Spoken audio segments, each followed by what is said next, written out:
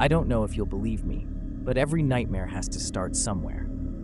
Mine began with laughter, not screams.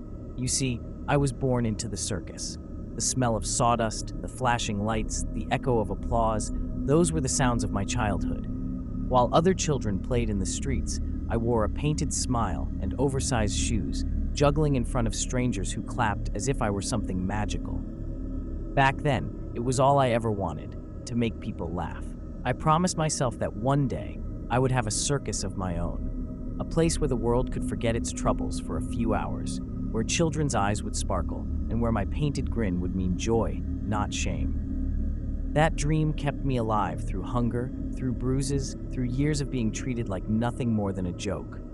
And eventually, I did it. I built my own tent, my own stage, my own ring of fire and wonder. I was the owner, the ringmaster, the clown, everything I had ever wanted to be. At first, it was beautiful. The tent glowed red and gold against the night sky, and crowds poured in as though I had called them with some unseen force. Their laughter filled me, fed me, kept the dream alive. But dreams rot quickly when money runs out. When the applause faded, so did the faces. The seats grew empty, the performers restless. The bills piled higher than the tent poles. No matter how hard I smiled, no matter how much paint I smeared across my face, no one came anymore. The circus that was supposed to be my salvation became a coffin for my pride. And then he appeared. I don't remember the exact night, but I remember the cold. The air inside the tent was heavy, too heavy to breathe, and the silence was so absolute I could hear my own heart fighting to escape my chest. The lamps flickered out one by one until only a faint red glow remained, bleeding through the canvas. That's when I saw him, his shape pressed against the fabric of the tent wall, enormous horns carving shadows across the ceiling, eyes burning like dying coals. I told myself it was a trick of exhaustion, a hallucination. But then he spoke. His voice wasn't sound, it was vibration. It rattled my bones, made my painted grin quiver. He told me he could give me everything back. The applause, the money, the lights. All I had to do was sign. I didn't ask what I was signing. I didn't care. My hands were shaking as I held the pen, my signature scratching across parchment that smelled of sulfur and ash. He laughed when it was done, and the sound wasn't loud, it was endless. It filled the tent, it filled my skull, it still echoes even now. From that night on, the circus was alive again. Crowds poured in. The tent swelled with laughter. My dream was whole once more. But something was wrong. Terribly, horribly wrong. At first, I tried to ignore it. When the audience returned, I told myself it was all I had ever wanted. The seats were full again, the lights burned brighter than ever, and every performance ended in roaring applause. But behind the curtain, the circus began to change.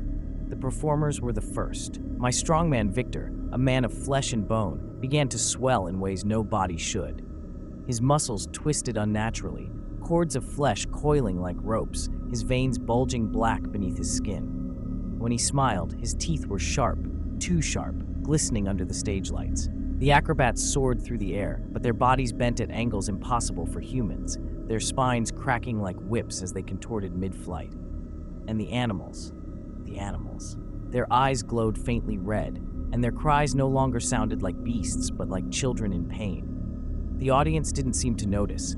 They clapped louder, laughed harder, their faces blurred together in the flickering light, their mouths opened too wide, their eyes too dark. It was as though they weren't watching a performance. They were feeding on it. Feeding on us. And me? My role as the clown became something darker. The paint didn't wash off anymore. I would scrub until my skin burned raw, but the red smile remained, etched into my face. Some nights, when I looked into the cracked mirror of my caravan, I swear the reflection laughed on its own. My jaw moved when I didn't want it to, the corners of my lips dragging upward in a grin that didn't belong to me. The smell of the circus shifted too. No longer sweet popcorn and sawdust. It became metallic, like blood left too long in the air, mixed with the sharp tang of sulfur. Sometimes, when the wind shifted, I could taste it on my tongue.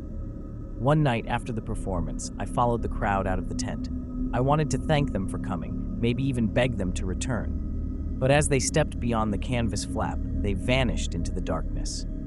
No carriages, no voices in the distance, just silence, as if they had never existed. That's when I realized it. The circus wasn't entertaining them. It was consuming them. The tent was a maw, swallowing souls whole.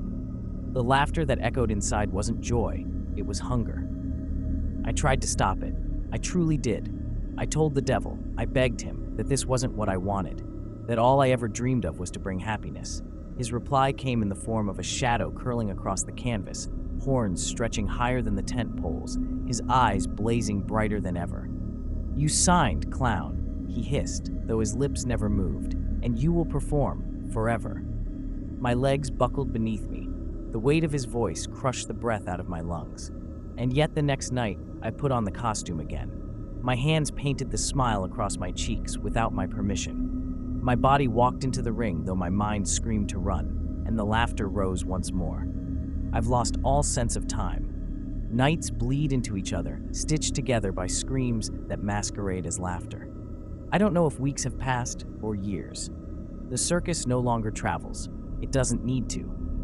People find it on their own, or perhaps it finds them. The tent appears where it pleases, rising overnight in abandoned fields, at the edges of forgotten highways, on land no one claims to own. And always they come, curious travelers, families seeking a cheap thrill, children tugging at their parents' hands. They walk through the entrance, and none of them ever walk back out. I've watched too many vanish into the crimson haze, swallowed whole by shadows that curl along the canvas walls like veins. I can't leave either. I've tried. Once, I ran. I tore off the costume, scraped the paint from my skin until my face bled, and I sprinted into the night. But no matter how far I went, the sound followed me. The circus music, distorted, slow, like a calliope drowning underwater. When I finally collapsed, gasping for air, I lifted my head, and there it was, the tent, waiting, its striped fabric rippling like the skin of some great beast. And inside, he was smiling, waiting for me to crawl back. The changes in my body grow worse every day. My skin feels tighter, as if stretched across a mask that isn't mine. My laughter bursts out without warning, sharp and shrill, even when I'm weeping inside. My fingers tremble, long and stiff like the strings of a marionette, pulled by hands I cannot see. Sometimes, I wonder if I even exist anymore, or if I am only the costume, the paint, the mask. But the worst part, the part that gnaws at me when the tent falls silent, is that I think the audience can hear me. Beneath my forced jokes and grotesque pratfalls, I can feel them listening, sensing the real voice trapped inside. My cries for help bleed through the painted grin. And when they clap, when they cheer, I swear it isn't for the act. It's for my suffering. Last night, during the finale, the devil himself stepped into the ring. The audience rose in thunderous applause as his silhouette towered above us all, horns scraping the canvas roof. His smile was endless, jagged, his teeth gleaming like shards of bone. He turned to me, and for the first time, the audience went silent. Every pair of hollow eyes stared at me as he whispered words that cut deeper than any blade. "Now you belong to the circus, forever." And I laughed. I laughed until my lungs tore, until my vision blurred, until the sound was no longer mine.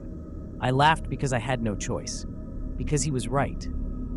If you ever see a red and white tent on the side of the road, glowing faintly in the dark, don't go inside. Don't listen to the music. Don't follow the laughter. Because once you do, you'll never leave. And I'll be waiting for you. Subscribe to Horror Story Bar.